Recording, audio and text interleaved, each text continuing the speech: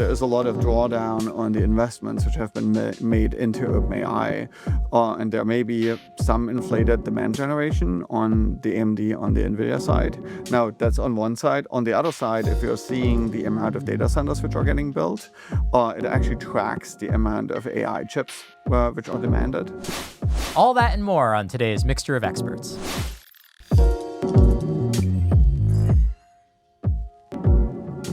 I'm Tim Huang, and welcome to Mixture of Experts. Each week, MOE brings together a panel of brilliant, funny, thoughtful panelists to debate, discuss, and think through the latest news in artificial intelligence. Joining us today are three incredible panelists, so a very warm welcome to Volkmar Ulig, who's VP AI Infrastructure, Ambi Ganesan, who's a partner for AI and analytics, and then Aaron Bautman, who's an IBM fellow and master inventor. There's lots to talk about today. We're going to talk about a huge deal between Oracle and AMD. We're going to talk about a new evaluation out of the Department of Commerce's CAISI. We're going to talk about Reflection AI and a VC fund that apparently has fired all of its analysts. But first, Eiley with the news. Hey everyone, I'm Eiley McConnon, a tech news writer for IBM Think. I'm here with a few AI headlines you might have missed this week. Visa introduced a new framework to help merchants distinguish between legitimate AI shopping assistants and malicious bots. The goal? Cutting down on fraudulent purchases by AI agents. Oracle and IBM are teaming up to release several new enterprise agents that will automate tasks such as reviewing intercompany agreements. This means more time for tasks that actually require human touch. Is the customer service agent you're speaking to a human or a bot? At Dreamforce, Salesforce's banner event, the tech giant announced it's introducing AI-generated voices to its customer support agents. Sam Altman announced on X that come December, ChatGPT will share erotica with verified users over 18. What could possibly go wrong? Want to dive deeper into some of these topics? Subscribe to the Think newsletter, linked in the show notes. And now back to the episode. Today, I actually want to open with, I think, what was one of the big stories of the week, which is that Oracle Cloud came out and made an announcement that they will be deploying 50,000 AMD chips in the second half of 2026. And this itself would be a big deal, just in terms of dollar amounts. But it follows on two pretty interesting bits of news. One of them is OpenAI earlier in the month announcing a deal with AMD where they were going to deploy about 6 gigawatts worth of processors. And then separately, OpenAI announcing a deal with Oracle that could be a 5-year deal that's worth as much as $300 billion. And so I think, Volkmar, with you on the line, I kind of want to throw the ball to you first. It kind of feels like, when we talk about this a lot at MOE, that sort of everybody's coming for Nvidia. And there's this kind of interesting cluster emerging between OpenAI, AMD, and Oracle. I guess how threatening is this ultimately to Nvidia, or is this kind of just mostly like we're going to have to wait to see? I think that the market is opening up. I think the competitors are going after Nvidia. I think that's why Jensen has this extremely aggressive new chip every year strategy. I think the more interesting part of that announcement is also that OpenAI is investing into AMD and takes a stake in AMD. So if you look at this ecosystem right now, there is Nvidia investing into OpenAI, then OpenAI cutting a deal with Oracle and buying a ton of Nvidia cards, and then also investing into AMD. So I think there's a lot of money going around. And it goes in circles, which is always a question when it starts going in circles, like if it's a real economy or not, like somewhere the money needs to come from. So I think there is a lot of drawdown on the investments which have been made into OpenAI. Now, that's on one side. On the other side, if you're seeing the amount of data centers which are getting built, it actually tracks the amount of AI chips which are demanded. And so I think from an OpenAI perspective, it probably makes a lot of sense to bifurcate, to not have a single source. And AMD needs to kind of flush their first real data center chips. And so I think if you look at the overall deal, it is AMD chips with an investment of OpenAI into AMD, and then they need to house it somewhere. And Oracle is a company which is putting AI chips into data centers, by the truckload. And so that's a kind of natural thing. And we saw that with the almost 40% pop in Oracle shares when they announced their multi-year deal with Nvidia. So I think that troika is kind of a known troika, and so I'm not surprised that OpenAI is diversifying, including taking a 10% stake in AMD. Yeah, absolutely. And I mean, maybe we'll turn over to you. I mean, I did see, I don't know if you all saw this like visualization of where all the money has flowed in the AI economy. And it is, to Volkmar's point, like a big circle. It's like everybody's giving money to each other. And I guess, Ambi, I'm curious about what your thoughts on, like, is that signs of a bubble? I mean, because to Volkmar's point too, like on a certain level, everybody's just sending the money back and forth. But on the other hand, it's also like these build outs are consistent with forecasted demand. So on a certain level, it's kind of like maybe not so crazy that we're sort of seeing this kind of thing happen. So curious about how you weigh this. I mean, obviously the underlying question if it's a bubble, but I think there's more interesting things to talk about there. So curious about your thoughts. Yeah, I saw Emad. He posted some things calling this as the .ai bubble. But if you look at, and I saw some comparison in terms of the investments that have been made as a percentage of GDP, right? If you compare to the level of investments that were made in the .com era versus what's happening in the .ai era now, right? It's still, some ways to go before you even hit those limits. So I think it's still early stages.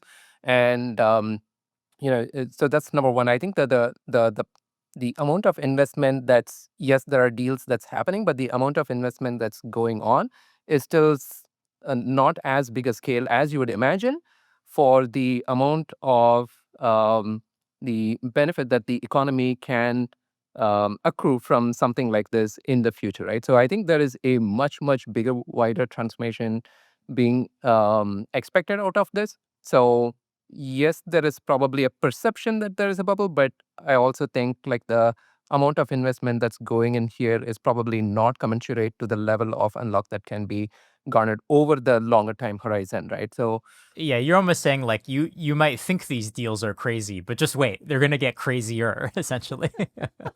that's one way to put it. Uh-huh.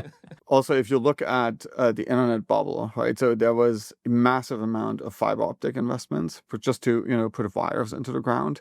So people actually dug trenches. Now we are building data centers. If you look at the return on investment in the internet phase, there was investments over 20 years.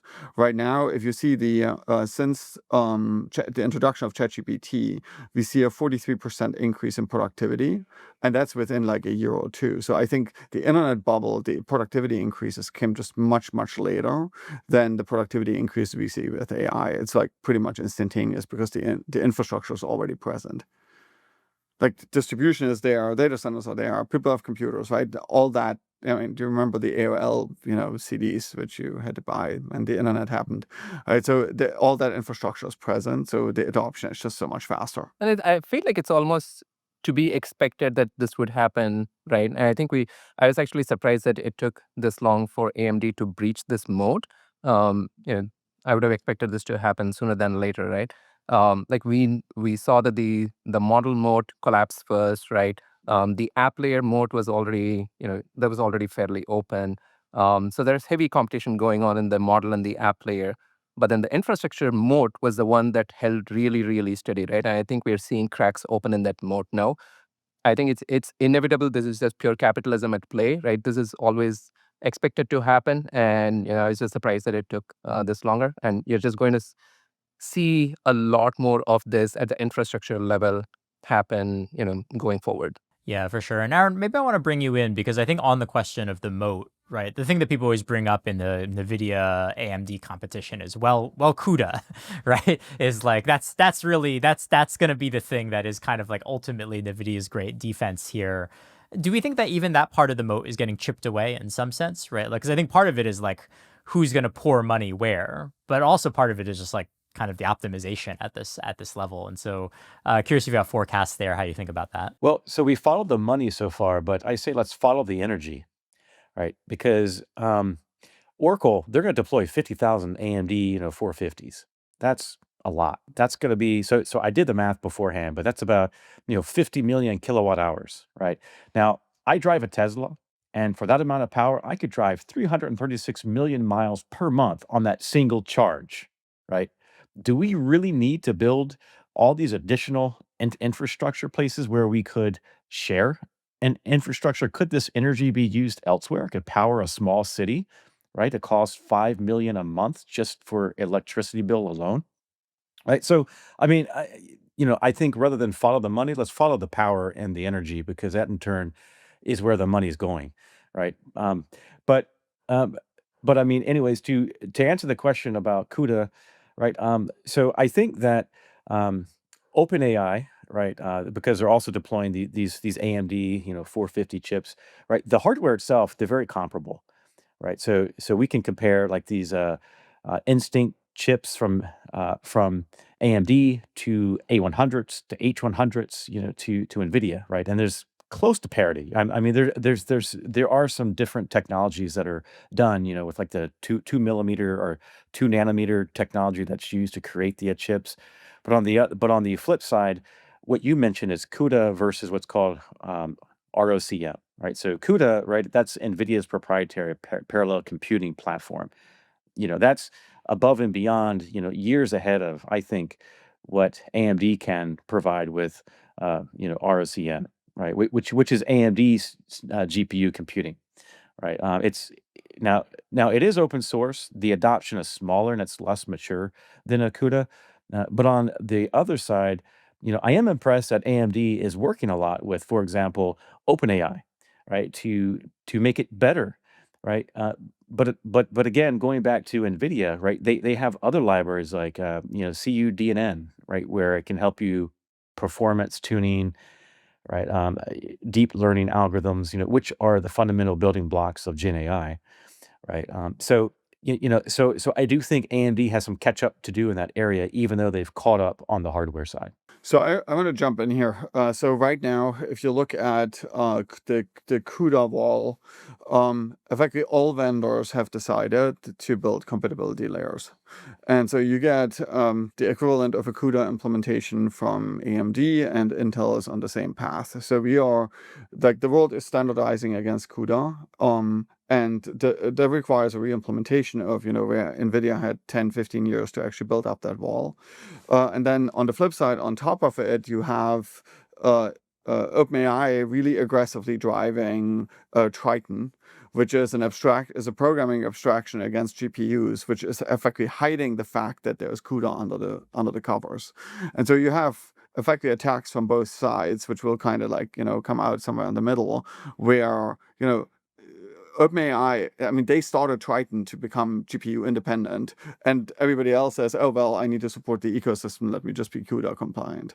And I mean, ROCm, if you look at their compute layer, I mean, AMD cards have been in high performance computing forever, right? I mean, just like if you look at the big Cray machines, they're all based on AMD GPUs. And so those libraries are extremely hardened. I mean, ATI, which is AMD now, right? I mean, the whole series of AMD chips comes out of the ATI fold. And ATI and NVIDIA were always going head to head, and both of them had OpenGL implementations, had OpenCL implementations. And then effectively at some point AMD said, okay, we are going a different route. We are making a new stack. We're making everything open source, and we call it ROCm. And AMD went all the way and said, okay, we even released the details of the chip, the internals. So you get the assembly language, everything, right? So that's AMD's strategy. NVIDIA said, no, we do everything closed source, and we actually have a hardware abstraction layer where the card under the covers can be changed, and we are compiling an intermediate binary to that underlying card, and so they can actually hide some card peculiarities in that compile layer. So very different strategies, but in the end, if you go not even 30,000 feet, but if you go like maybe 3,000 feet, an AMD card and an NVIDIA card is effectively the same fundamental architecture, compute architecture, right? And so I don't think that it's so hard because of that to see that that compatibility layer being built. Yeah, you're almost saying the kind of like even though it has been much talked about as a massive moat, it may actually be in practice like much more shallow than we think. Yeah. I mean, in the we competition. tested AMD cards over a year ago in CUDA compatibility mode, and we can run large language models. So you don't support everything. You don't have the fluid dynamics and all that other stuff, which NVIDIA. And if you look at it in Jensen's last keynote, he's like, hey, we have these like 15 industries we are working in, and we can do everything, right? But then on the flip side, if you look where the highest demand is, it's run VLM. Right, run an inferencing engine. And so if 90% is run an inferencing engine and 10% is all the other stuff, I think that, the mode for the other stuff is not where we have, trillions of dollars spent in industrial capacity. Yeah, Jensen has these kind of interesting incentives to like try to like push the other stuff, right? If those grow really quickly, then he's got more of a moat than kind of the core use case, which is pretty interesting. And I think in both of what Aaron and Volkmar said, I feel like, okay, now we're seeing, yes, we thought always infrastructure was the bottleneck, but I think, now we may be reaching a spot as this grows between AMD versus Nvidia and the moat starts cracking. Energy may start becoming the bottleneck, right? So that's just that's going to be an infrastructure. interesting. It's just infrastructure. It's all infrastructure yes. to Volkmar. I mean, come on. Like, it's yes. Now we are going one down. Now Schneider is the bottleneck before, HBM was the bottleneck. Yeah. Well, and I think this will be kind of the interesting like vertical integration that you potentially see happening, right? Which is okay. Well, we've got OpenAI taking stakes in the chip companies now, right? It feels like it's just a matter of time before this blob starts taking stakes in like energy, right? And then you kind of just like go down. Like you imagine like actually ultimately this will be sort of vertically integrated in a certain sense. I think the interesting part here is that how fast the semiconductor industry was actually able to adjust, if you think about it, right?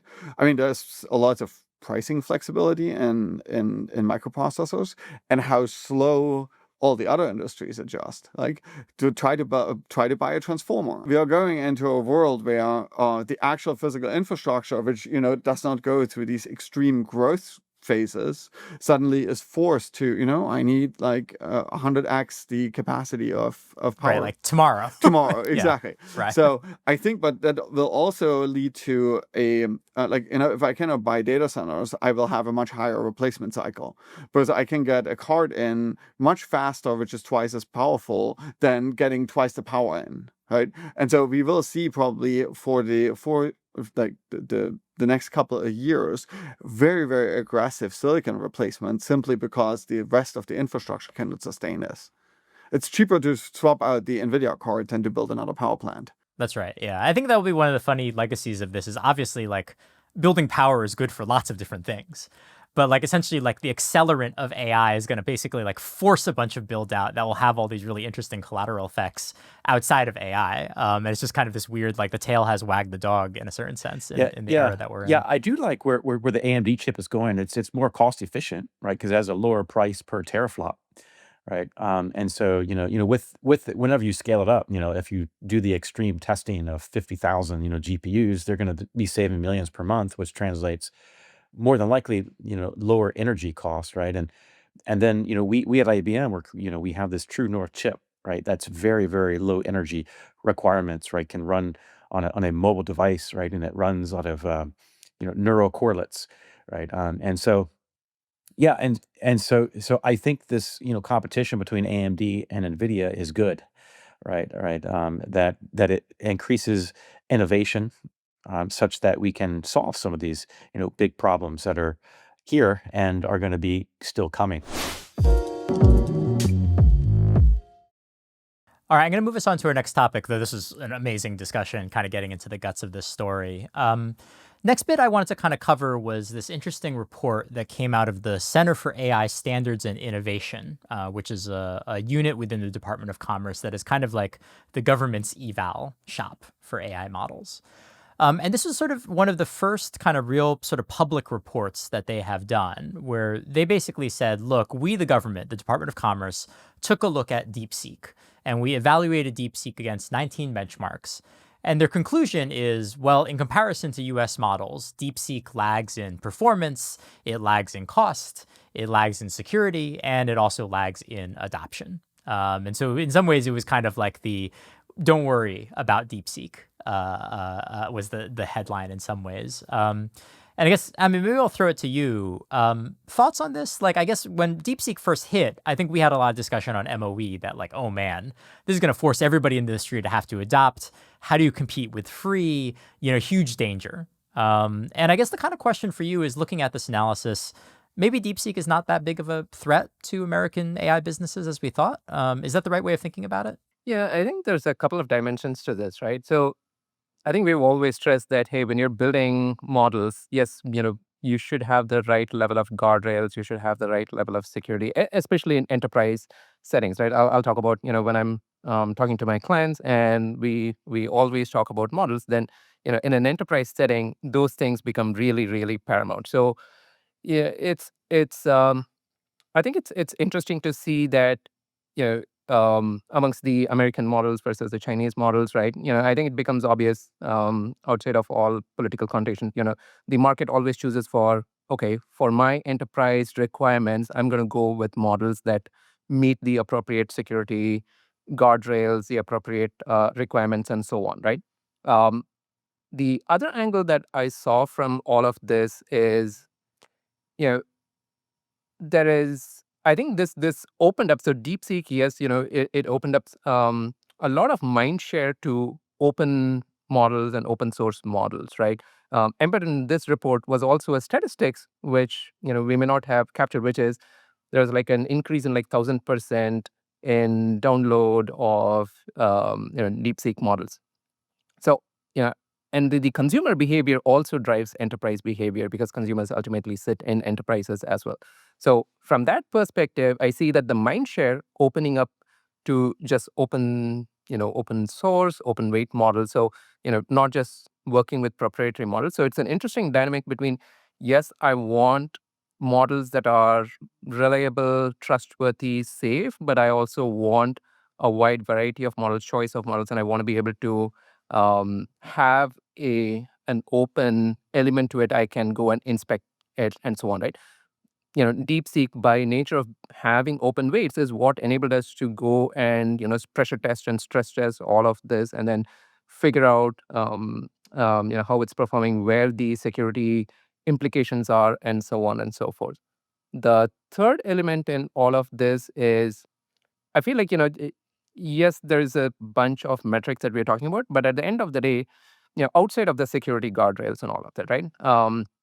From a performance perspective, like, this is still falling into the trap of benchmark maxing, right?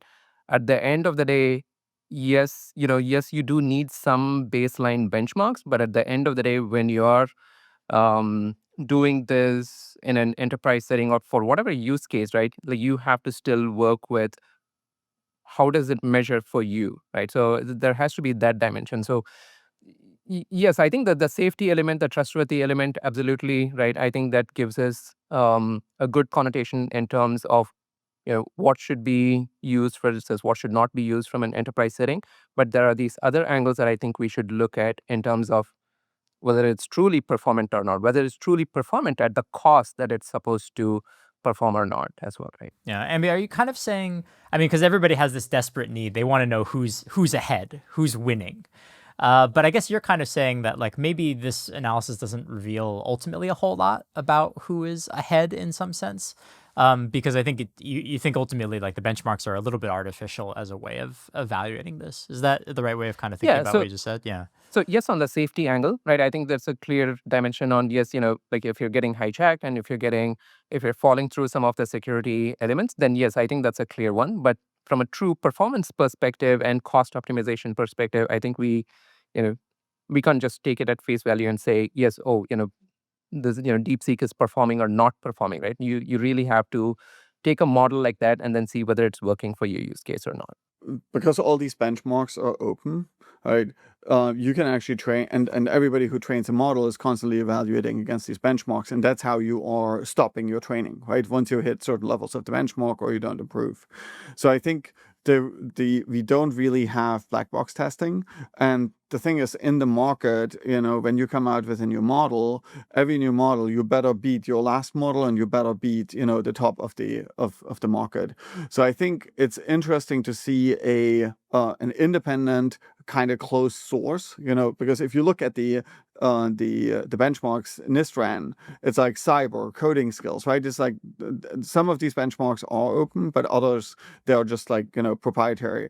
And so suddenly you see things where the model wasn't optimized for pop out, right? And so I think what you're seeing is that probably DeepSeek overfit on the public common benchmarks and really try to optimize for that. But from a making a splash, that totally makes sense. So I think that it shows a little bit more of the depth of the US companies. Of building more generic models because the technology hasn't been necessarily like single focused on, hey, we need to be on that leaderboard, but they made it on the leaderboard because there's deep tech behind it. Now, does that mean that the team with new benchmarks cannot evaluate their models? Absolutely. I mean, this is how you're building a model. If you're trying to build a generic reasoning model, you're making very, very large benchmarks, and then you're trying to figure out where your model has weaknesses. And the methodology of finding that's the IP, right? The IP of the company when you're in this training is to know, oh, here my model is weak and here it's strong. And those internal benchmarks they will not release. I'm sure that the DeepSeek people are like fully aware of whatever came out in the NIST report. They just will not go to market with that. Yeah, and Aaron, I think that's actually Volkmar's kind of pointing us to the direction that I want to sort of push you in, which is the dynamics of this are very interesting, particularly if you believe that like some of the most valuable evaluations benchmarks you can do are all going to be black box. They're all going to be secret. And I guess the kind of question is like if you in the future you feel like kind of the eval ecosystem is going to increasingly be kind of like more and more opaque, right? Because it's kind of the only way of sort of preserving some kind of genuine signal that you get from these evals. Because I agree with Volkmar. I think one thing I took from this CAISI report was, well, DeepSeek kind of trained to the test. And so maybe it was actually less impressive now that we look at it a little bit more closely. But it suggests a lot of things about how we should do evals. Yeah, I mean, on a surface level, this is a story about contradictions, right? Because DeepSeek V2 was released in June 2024, right? And they made these big claims. They said, hey, DeepSeek R1 is 96% cheaper than O1, right? It performs better, if not equal, on other benchmarks. Benchmarks such as the Math 500 test, the measuring massive multi-language understanding. But if you wrap all that together, and then you look at what NIST did, you ask yourself, how did this happen? How did NIST all of a sudden come up with something different? And I think about this of like driving a car, right? So a benchmark, what is it? Well, a benchmark on a car is like top speed going 0 to 60 miles per hour. What's the braking distance? Now, on the other hand, what is a standard evaluation? Well, a standard would be the crash safety, the emissions, the cybersecurity for autonomous systems. And so what's happened is I believe that NIST focus on standards evaluations, right? Whereas, you're looking at DeepSeek focus on benchmarks, right? Because whenever you start peeling it away, you can see that, the NIST organization, they're looking at benchmarks that don't pass adversarial prompts, things that don't have political neutrality. They're looking at those other types of areas, which some of the benchmark marks do have overlap in the Venn diagram and the intersection, right? But they were measured in very different ways, and I think the way that NIST did it is very important, right? Because this rolls into the operational cost, right? The risk of using foreign type models, right? And so that story of contradictions, right, I think just goes into how do you measure this and how best you want to tell the story. The saying goes, I can have stats, tell me what I want to hear, right, all the time, right? And I think that's what's also happened here. I can cherry pick different stats and measure it in different ways, but ultimately, I think this is great news, for the AI community, right? As well as giving us more choice and really beginning to elucidate, what's happening underneath the cover and give us a more independent measure. Yeah, on the cost angle, I want to jump in. I think one of the other pieces that came in that report was, they advertise about the per token cost. Like we always think about, oh, what's the consumption of tokens cost, right? Like I was talking to my clients earlier this week, and again, thinking about models, that's always front and center of mind. Oh, what's my per token consumption cost if I'm going to build use cases, right? But I think the interesting metric here, the interesting comparative analysis here was that, well, if you're trying to use the same model or the two models for the same set of tasks, right, then it's not just about your per token consumption cost, it's about the per task cost, right? Even though your unit cost may be lower, your actual effective unit, which is the task completion cost, is actually way higher, right? So I think there is some of those nuances that need to be had as well when we think about the economics of all of this as well.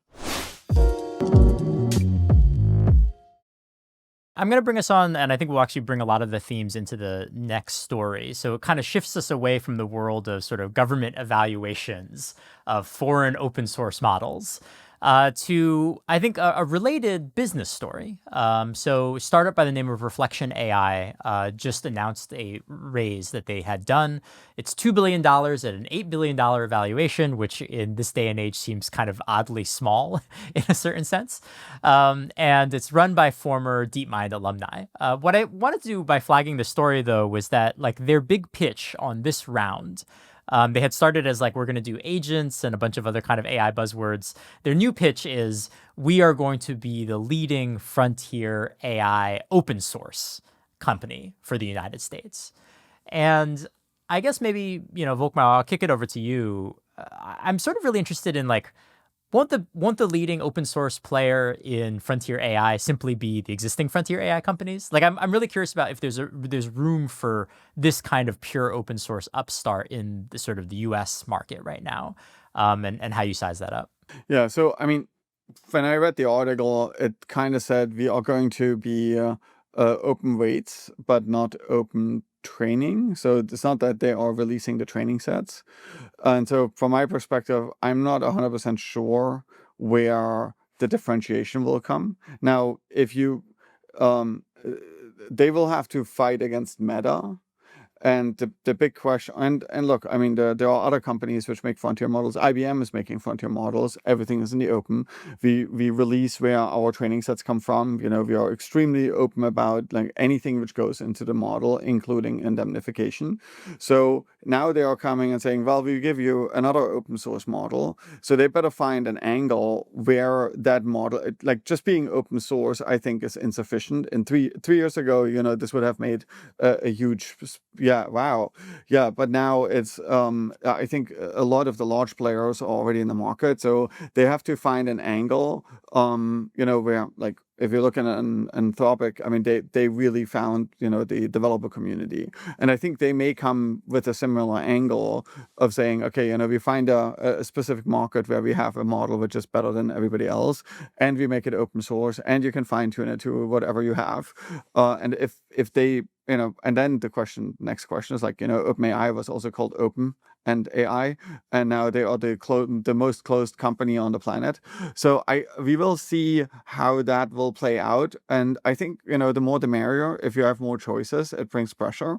But I think also, like, as you just mentioned, the investment size is much smaller, relatively speaking, so we may be at the tail end of the ability to create, foundation model companies. So it may just be, a tail end company. It's a really strong team. They have an experience, and they have proven, a proven track record. So I'm sure you can find funding. And if you look at the players, Nvidia's in it, a bunch of others, Yes, that circular money thing yeah, again. exactly. So it may just be they take the $1 billion they get from Nvidia and another $1 billion and give it back to Nvidia. Yeah, back to Nvidia. But I think that overall, I think we are probably, from an investment perspective, at the tail end of yet another large language, foundation model company. I think that's kind of like an indicator because it has kind of slowed down, and I think there are enough choices on the market, and every VC put their chips on the table, and they cannot invest into competing companies. So I think we are probably, except for Nvidia, because they get money from everybody. Because Nvidia. Yeah. Yeah. And so we are, I think, probably at the tail end, which is good to see, right? So that means the money now can go somewhere else. So I think we are from an investment perspective. If you solely look from a VC perspective, I think we are moving on from do we need another model company to what are the applications, right? And that's I think we got the fiber optics in the ground, so that's done. That's called Nvidia and AMD, and we built in data centers. So now we got we got TCP/IP, and we got that. That's the foundation model guys. And now the next question is who's going to be the Google and the Amazon. And so that's really, from my perspective, that's where I'm looking, is like, what are the applications which are going to like really shift industries around? And right now we are still at the plumbing layer, right? We are looking at electricity, we're looking at GPUs, etc. Those are all the ingredients to actually build the businesses which are going to be transformational. But you need that capacity and that infrastructure in place. Aaron, do you buy Volkmar's assessment? I guess it's not necessarily a pessimistic view, but sort of the idea that like the kind of era is already moving on, and that I guess in some sense like open source is no longer kind of as cool or in the very least as distinctive as it used to be. Curious about how you size up the prospects of being able to create like a genuine independent open source competitor in the space. I mean, it looks as a Reflection AI. It definitely has all the ingredients to be a successful player, but success is not guaranteed here. I always think in terms like Winston Churchill, says that, Americans will always do the right thing as long as they've exhausted all other possibilities. And Reflection AI, they don't have time to exhaust all possibilities here, right? To be successful, right? And so they're going to need to be very, very focused, to make a difference, and this tail end, which yes, I agree that this is a tail end, market where it's becoming very saturated quickly. But I think some of the strengths are, the track record, right, of the founding members. I mean, they're known, came from DeepMind, right, AlphaGo, and so on. The funding and valuation seems to be somewhat decent, but the investor roster looks good. I mean, they have Nvidia, Sequoia, talent recruitment, market position. But they have a very ambitious roadmap, and it's all about speculation.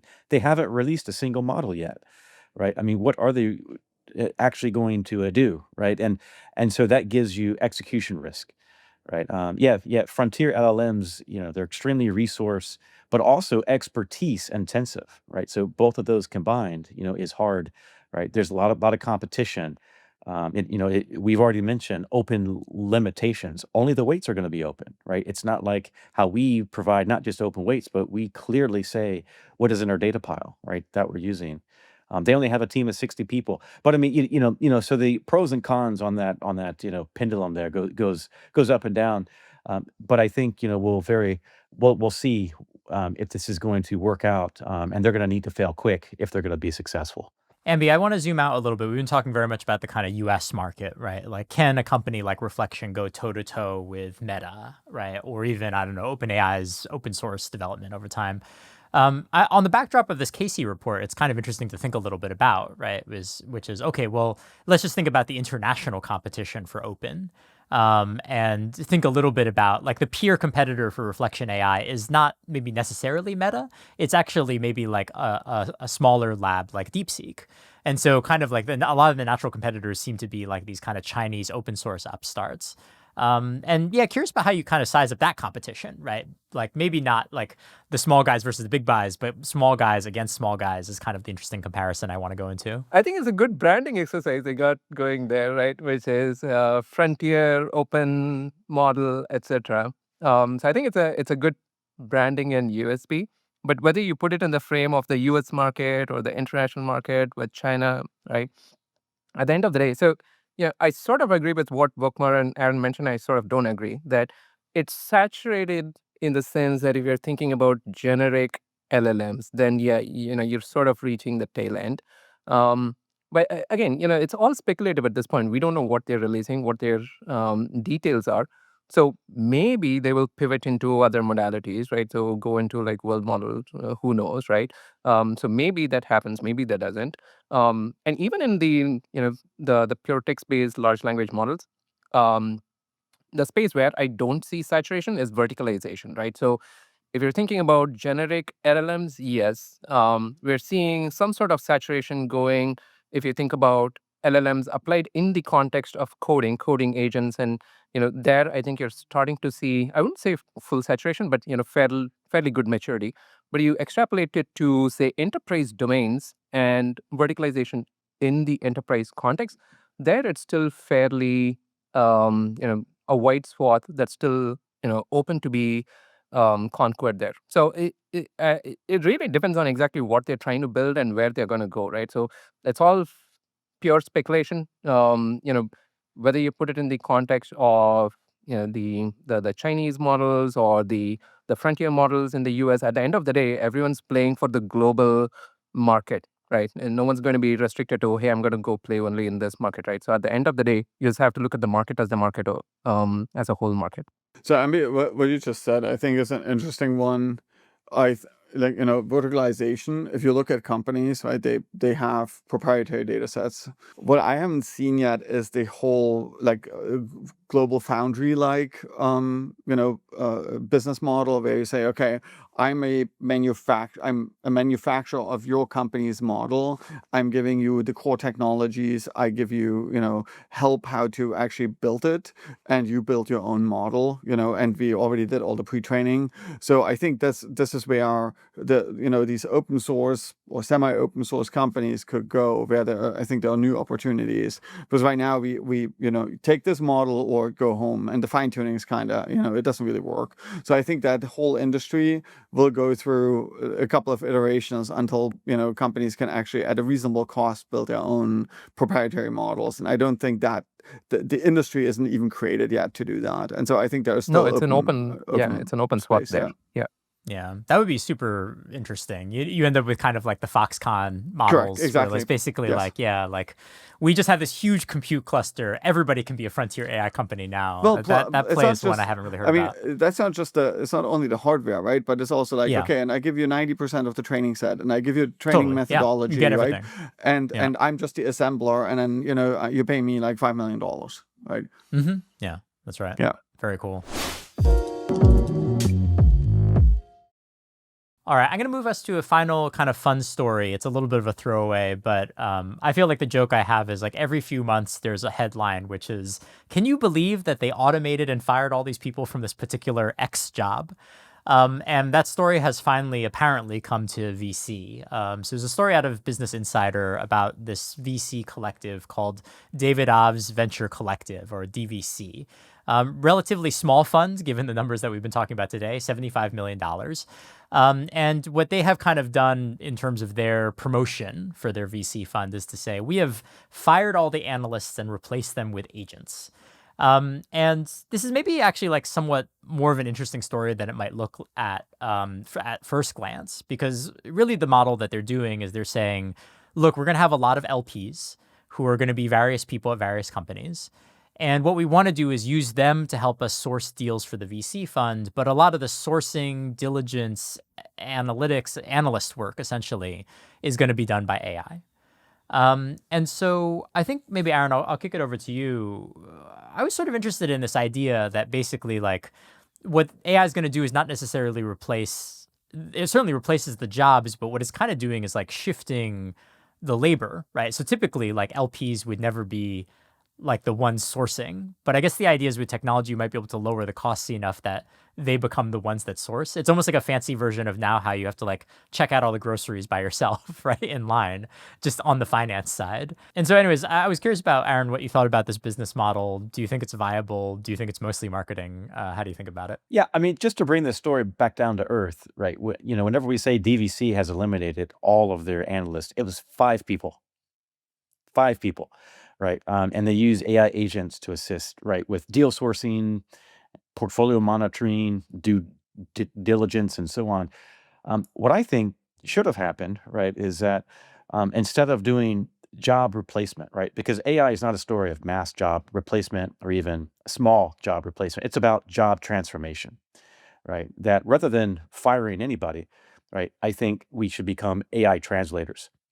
That our value as humans and as workers just becomes amplified by these types of tools. So we have new roles that are emerging: ethics engineers, synthetic data engineers, behavior engineers, auditors, right? Those types. But I mean, we could even see maybe we're becoming agent orchestrators, moderators, or even AI psychologists. You know, um, but I mean, that said, I think that the replacement of people is a misnomer. I think it's the transformation, of people and doing that. Yeah, and there's also this sort of relativistic piece of how each person interprets AI. Some people might think, oh, these AI agents are sentient, where they can perceive, feel, and experience, or they're sapient. They can think, they have deep reasoning. But because I build a lot of these systems, I think neither of those, right? But somebody who's just a user who comes in, does a flavor of the month search, and they see the results. Wow, it must be sentient and or sapient, right? But all of that, right, I think is important, so that everybody, has a fundamental level of understanding of AI and can become a translator. So I would challenge DVC to maybe change the narrative a bit, right? And let's talk a bit about how people are going to be amplified rather than replacing. Yeah. I mean, that transformation narrative, I think, is an interesting one. Ambi, I mean, doesn't all this beg the question of why you even have a VC fund in the end? Like, you have a bunch of LPs that are now going to do all the work of sourcing and diligencing companies, but now with agents, I suppose. But it sort of begs the question of like what this business even is once you've done that. Yeah. You talked about self checkouts, right? I don't know about you guys. When I go to my local Costco, right, I go to the self checkout lane and I still have my cashier still help me check it out. But then we just do it in a much faster pace, right? To Aaron's point, like it's not a complete replacement, but the coordination is what makes it faster and more effective. So yeah, I think there is a little bit of a spin going on in this DVC article, this news here. So yeah, once you separate the wheat from the chaff, um, yes, I think that's a very pertinent question to be asked, right? Like, okay, what exactly is the you know core analysis or really hypothesis testing and stress testing that you're really doing that warrants deep expertise versus just some rudimentary analysis, right? So I think it also exposes a little bit of like, okay, what exactly is the in-depth stuff that's going on, right? But I think the flip side to that is when you think about the VC funds, it's not just pure the analysis, right? There's also the relationship angles to it. So yeah, I think you have to look at it in the angle of both the hard and the soft elements. So yeah, I think you're trying to chip away a little bit on the hard elements and make them a little easier, but the core soft elements still exist, right? So you're just leveraging them as much as possible. Volkmar, I'll give you the last word here, Yeah. if you have any thoughts. Yeah, I mean, I was in venture for a year and a half, so I've seen the belly of the beast, right? So the first thing is the fund is very small, right? It's $75 million. That's almost nothing. So the way usually these funds work is you take a bunch of high net worth individuals and they throw, everybody throws in $1 million, $2 million, $5 million, like on the top. And then you build a fund that runs over 10 years and then you're trying to return the money. If you are on such small scale, everything you do, you invest in people. There's no, because like you are effectively pre-product, you're pre-anything, right? So because I mean, how much money can they put in? $500,000, $1 million. So everything is effectively relationships. And so the biggest problem of the VC world is deal flow.